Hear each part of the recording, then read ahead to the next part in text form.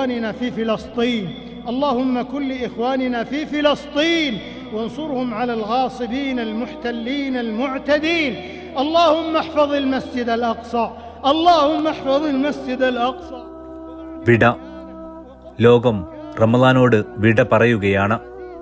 ഉള്ളിൽ വിങ്ങലായി ഗസയുണ്ട്. ഹറമിലെ പ്രാർത്ഥനകളിൽ ഓരോരുത്തരും വിങ്ങിപ്പൊട്ടിയതും അവർക്കായാണ്.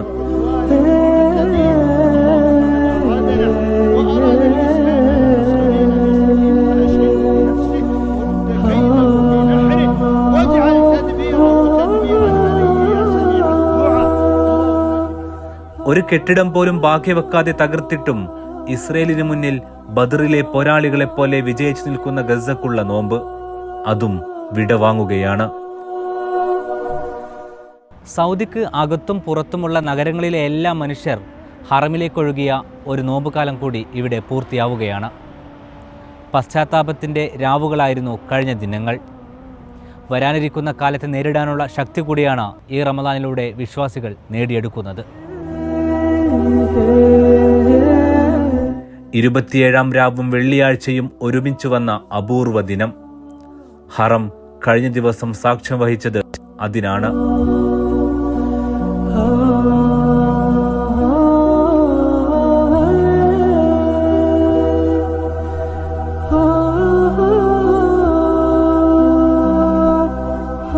വിശുദ്ധ ഖുർആൻ അവതരിച്ച മാസമാണ് റമളാൻ. റമളാനിലെ അവസാന ദിനങ്ങളിലെ 21, 23, 25, 27, 29 രാവുകളിൽ ഒന്നിലാണ് വിശുദ്ധ ഖുർആൻ അവതരിച്ച ലൈലത്തുൽ ഖദർ, അഥവാ എണ്ണമറ്റ മാസങ്ങളെക്കാൾ പുണ്യമുള്ള രാവ്. ഓരോരുത്തരും സ്വയം പുതുക്കുന്ന രാവ്. വന്നുപോയ വീഴ്ചകളിൽ ദൈവത്തിനു മുന്നിൽ വീഴുന്ന രാവ്.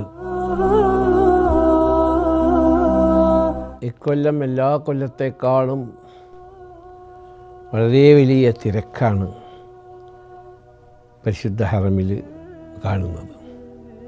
തവാഫിലും സഈലും നമസ്കാരങ്ങളിലും എല്ലാം പറഞ്ഞാൽ തീരാത്ത തിരക്കാണ്. പുതിയ നിയമത്തിൻ്റെ അടിസ്ഥാനത്തിൽ ആളുകൾക്ക് സമാധാനപരമായി ഇവിടെ വരാൻ, ഇബാദത്ത് ചെയ്യാൻ, പ്രാർത്ഥിക്കാൻ ഒരു വലിയ സജ്ജീകരണങ്ങളാണ് എല്ലാ കൊല്ലത്തേക്കാളും കൂടുതൽ ഇപ്രാവശ്യവും ചെയ്തിട്ടുള്ളത്. ഈ രാവുകളിൽ പക്ഷേ പ്രാർത്ഥന ഫലസ്തീനായിരുന്നു, ഖുദ്സിന്റെ മോചനത്തിനായിരുന്നു. ലക്ഷോപലക്ഷങ്ങൾ സംഗമിച്ച ഹറമിന്റെ കോണുകൾ ഓരോന്നും ആ ജനതയുടെ മോചനത്തിനായി, മസ്ജിദുൽ അഖ്സയുടെ വിമോചനത്തിനായി വിറകൊണ്ട് പ്രാർത്ഥിച്ചു.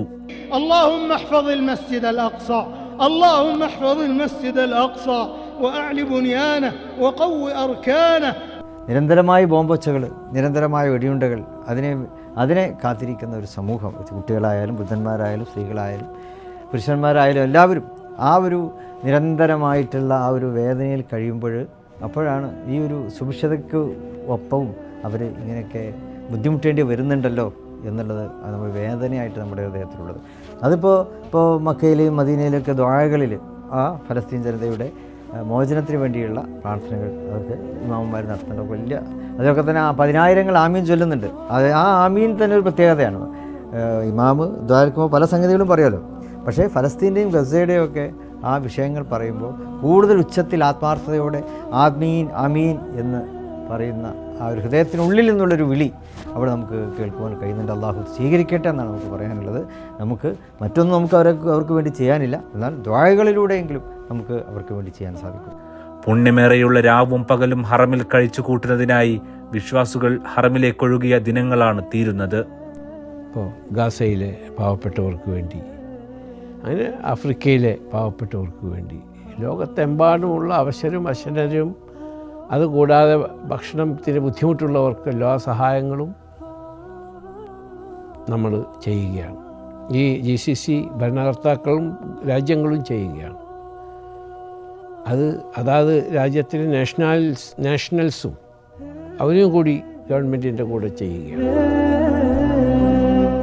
മദീനയിൽ പ്രവാചകരുടെ പള്ളി മാസങ്ങളായി വീർപ്പുമുട്ടുകയാണ്. റമളാന് മുന്നേ തിരക്കേറിയ മദീന ഹറമിൽ വിശ്വാസി ലക്ഷങ്ങൾ നിറഞ്ഞൊഴുകി.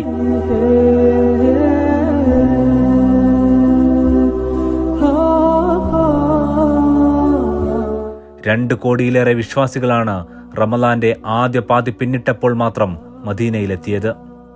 ഖതമുൽ ഖുർആൻ അഥവാ വിശുദ്ധ ഖുർആൻ പാരായണം ചെയ്യുന്ന 29-ാം രാവിലും മക്കയും മദീനയും നിറഞ്ഞൊഴുകി. എത്ര പേരെത്തിയാലും തിക്കും തിരക്കും കൂട്ടിയാലും അവരെ അപകടത്തിലേക്ക് നീക്കാതെ മനോഹരമായി പുറത്തെത്തിക്കുന്ന ദൃശ്യങ്ങൾക്കും ഹറം ഇത്തവണയും സാക്ഷിയായി.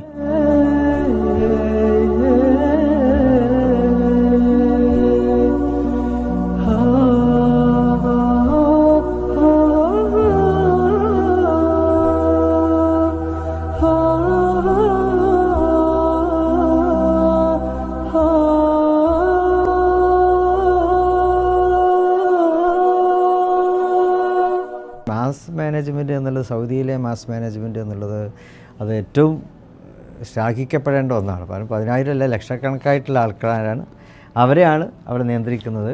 അതൊക്കെ തന്നെ എന്താ പറയുക, നമുക്ക് നാടുകളിൽ നിന്ന്, നമ്മുടെ നാട്ടിൽ നിന്ന് അത് വിചാരിക്കാൻ പോലും സാധ്യമല്ല. എന്നതുപോലെ തന്നെ മറ്റൊന്ന് അവിടുത്തെ ശുചീകരണ സംവിധാനമാണ്. അപ്പോൾ ഹറമുകളിലെ നോമ്പ് തുറ, ആ ബാങ്ക് കൊടുക്കുന്ന സമയത്ത് ആ നോമ്പ് തുറ ലക്ഷക്കണക്കായിട്ടുള്ള ആളുകളാണ് ആ നോമ്പ് തുറയിൽ പങ്കെടുക്കുന്നത്. എന്നാൽ അത് കഴിഞ്ഞ് ഒരു 2 മിനിറ്റിനകം തന്നെ അത്രയും പ്രദേശം ശുദ്ധീകരിക്കപ്പെടുകയാണ്. നമ്മുടെ നാട്ടിലൊക്കെ ഒരു ഫംഗ്ഷൻ നടന്നു കഴിഞ്ഞാൽ ദിവസങ്ങളോളം അതിൻ്റെ അവശിഷ്ടം അവിടെ കാണാൻ പറ്റും. ഇതായത് ലക്ഷക്കണക്കിന് ആളുകൾ ഉപയോഗിക്കുന്നത്, അത് നിമിഷ നേരം കൊണ്ട് അവിടെ വൃത്തീകരിക്കുന്ന ആ ഒരു ശുചീകരണ സംവിധാനം, അത് ഹറമുകളുടെ ഒരു പ്രത്യേകത തന്നെയാണ്. ഇസ്ലാം ശുദ്ധിക്കും ശുചീകരണമൊക്കെ നൽകുന്ന ആ ഒരു പ്രാധാന്യമൊക്കെ അപ്പോൾ നമ്മൾ ഓർത്തു പോകും. ഹജ്ജിനുള്ളതിനേക്കാൾ സുരക്ഷാ വിന്യാസം ഇത്തവണ ഹറമിൽ ഉറപ്പാക്കിയിരുന്നു. ഹജ്ജ് സമയങ്ങളിൽ ഇത്രയധികം ആളുകൾ ഒരേ സമയം ഹറമിലെത്താറില്ല. അതുകൊണ്ട് തന്നെയാണ് ഇത്രയധികം സുരക്ഷാ വിന്യാസം ഹറമിൽ ഉറപ്പാക്കിയതും.